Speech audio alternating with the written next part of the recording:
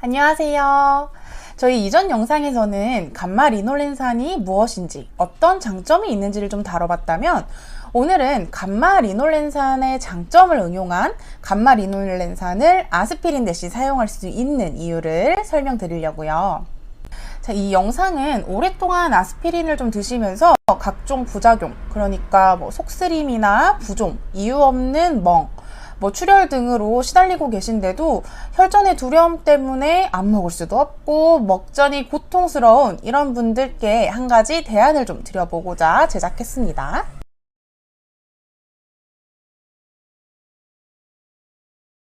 혈액은 자기 체중의 약 8% 정도를 차지한다고 알려져 있는데요.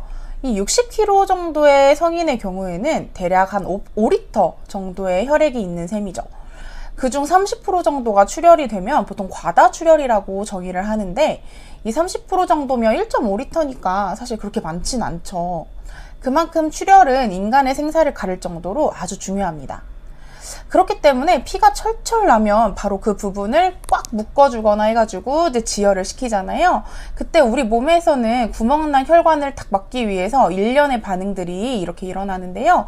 혈소판은 이 피브리노겐이라는 물질을 매개로 서로 응집되어서 일단 구멍을 막습니다.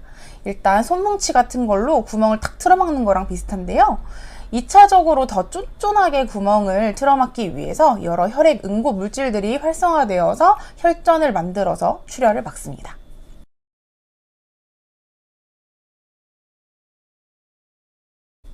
아스피린. 예전에는 만병통치약처럼 생각해가지고 드시는 분들도 많이 계셨잖아요. 100mg짜리를 처방받아서 드시는 분들은 심장 관련 질환 때문에 예방약으로 드시는 걸 거예요.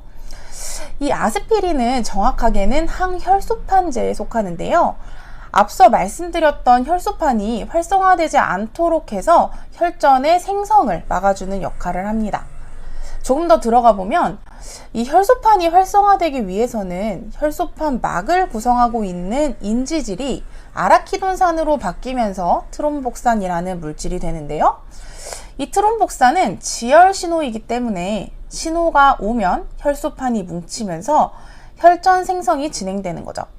이때 아스피린은 트롬복산이 생기지 않도록 하기 위해서 콕스1이라는 효소를 비가역적으로 막아버리는데요. 이게 쉽게 말하면 효소를 막아버리면 아예 되돌리지 못하기 때문에 새로운 효소가 생기기 전까지는 약의 효력이 지속이 되는 거죠. 그래서 수술 일주일 전부터 왜 아스피린을 끊어야 하는 이유도 여기에 있는 겁니다. 그런데 이 아스피린은 혈전 생성뿐만이 아니라 다른 것들도 막아버려요. 다시 한번 이 영상을 보실까요? 이 콕스1이라는 효소는 트롬복산이 생성되는 과정 중 이 단계를 좀 막기 때문에 이 밑단계에 있는 트롬복산 뿐만이 아니라 프로스타글란딘들도 생성이 되지 못합니다. 그래서 위장관을 보호하지 못해서 속이 쓰릴 수도 있고요. 지혈이 안 되니까 위장관계의 출혈이 좀 지속되거나 혹은 뇌출혈로도 이어질 수가 있죠. 그래서 요즘은 왜 심혈관계 건강을 위해서 복용하는 거는 권하지 않고 심혈관 질환의 2차 예방을 좀 위해서 꼭 드셔야 되는 분들만 드시도록 권고를 하고 있죠.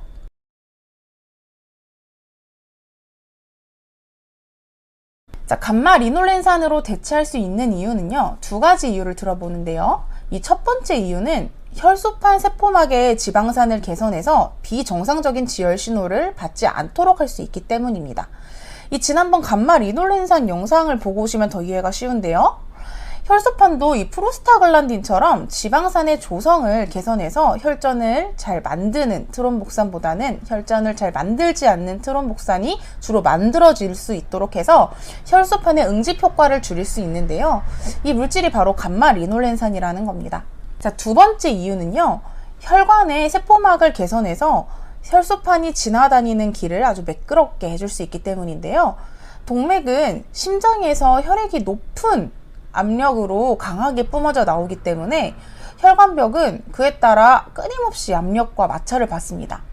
그렇기 때문에 혈관의 안쪽에 손상이 좀 생길 수도 있고요. 이렇게 혈관 안쪽에 작은 상처가 생기면 출혈을 막기 위해서 혈관도 좁아지고 혈소판이 엉겨 붙어가지고 일련의 혈액 응고 반응이 진행이 되는데, 이제 그렇게 혈전이 생성이 되는 거예요. 이제 그렇기 때문에 동맥혈이 막히는 질환인 뇌졸중이나 관상동맥 질환이 있는 분들은 항혈소판제인 아스피린을 저용량으로 드시는 건데요. 근데 한번 반대로 생각을 해볼까요? 혈관이 손상이 잘 안 되도록 튼튼한 혈관이라고 하면 이런 걱정을 조금 덜 수 있지 않을까요? 이 감마리놀렌산은 혈관 내피세포가 탄탄해질 수 있도록 이 세포막을 교정을 해주는 물질이기 때문에 이제 여기에 활용할 수 있는 겁니다. 한 가지 덧붙여서 교감신경이 흥분되어 있는 분들은 출혈 경향이 높은 편이라고 하는데요. 교감신경이 흥분되어 있으면 혈압이 높아질 테고 그만큼 혈관벽에 걸리는 압이 세다는 거기 때문에 이제 그런 거죠. 그러니 혈관 건강은 무척 중요한 거죠.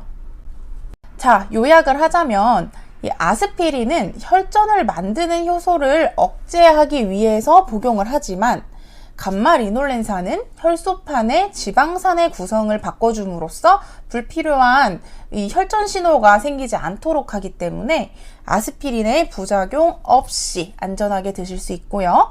이 덤으로 혈관도 탄탄하게 만들기 때문에 혈관 건강까지 챙길 수 있다는 거죠. 영상을 마치면서 꼭 드리고 싶은 말씀이 있는데요. 이제 모든 것에는 일장일단이 있잖아요.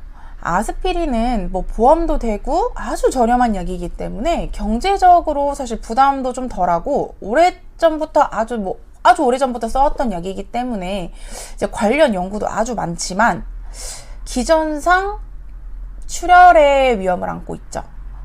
반대로 감마리놀렌산은 유효한 효과를 얻기 위해서는 아주 고순도로 용량이 어느 정도 보장이 된 제품을 드셔야지 뭐 시중에 제품력이 좀 좋지 못한 제품을 드신다면 안 드시는 것만 못합니다. 이제 그만큼 비용도 비싸고 사실 보험도 안 되죠. 이제 하지만 큰 부작용 없이 안전하게 드실 수 있다는 장점이 있습니다. 이 영상에서는 이제 이런 대안이 있어요 정도의 이제 정보를 제공하는 것이기 때문에 영상만 보시고 덜컥 뭐 드시던 약을 끊으시는 거는 정말 위험해요. 실제로 이제 혈관을 튼튼하게 하기 위해서는 뭐 감마리놀렌산 뿐만이 아니라 항산화제, 콜라겐, 미네랄 이런 것들이 필요하거든요. 그래서 이제 혈액이 부족한 사람들은 뭐 혈액을 채워야 될 수도 있고 노폐물이 많은 사람들은 또 찌꺼기부터 녹이는 등 이런 각자 건강 상태에 따라서 요구되는 영양소가 모두 다르기도 하죠. 이제 그렇기 때문에 꼭 참고용으로만 시청을 해주시고 스스로 판단하지 마시고 반드시 전문가와 상의하시기 바랍니다. 아셨죠? 자, 오늘의 영상은 여기까지고요. 궁금한 점 있으면 답글 남겨주세요. 안녕!